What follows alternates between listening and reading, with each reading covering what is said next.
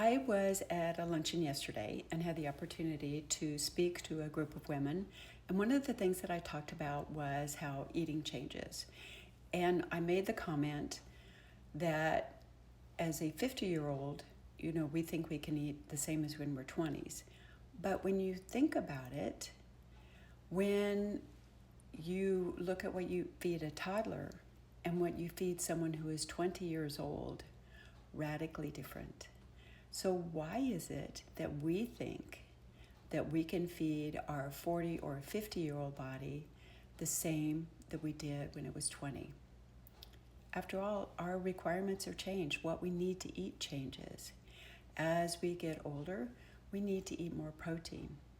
Our body needs more to regrow muscle and bones and all of the good things that keep us active and moving.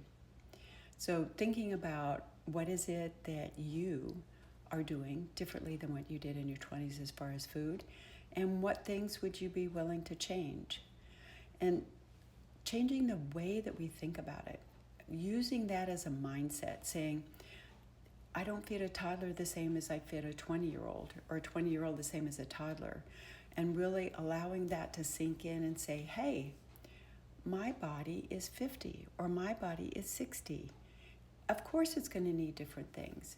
And rather than mourning the loss of being able to do whatever you did in your 20s, embracing the fact that, hey, I get to do something different. One of the big things is protein. Having more protein in your diet because you don't use it as easily as you did before. So this is a little bit of a mindset change. And quite frankly, some people rely totally on the collagen to add the extra collagen peptides, to add all of the extra that they need. But you can only count about a third of that because of the way your body uses it. It doesn't have everything that your body needs in order to rebuild all of the tissue. It does for skin and for bones and some of the joint, but for other things, you need other proteins. So being able to have the right amount of protein, and if you take your weight and you divide it by 2, that's a starting point. So for example, if you weigh 200 pounds, you need 100 grams of protein. And what really works the best is if you get 30 grams of protein in the morning. It's a little tough, especially when you start out thinking about it.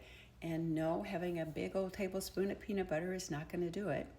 But really sitting down and figuring out what it is. Just adding more protein, be it eggs along with your collagen powder, which you can only count a third of the protein in that as part of your protein intake.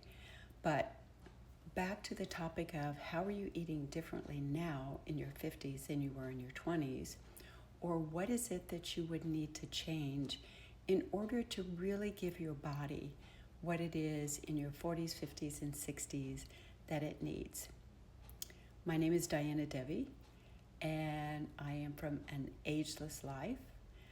Let me know, what is it that you're doing? What would you like to do differently? And ask me any other questions.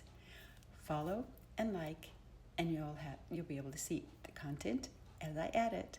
Bye for now.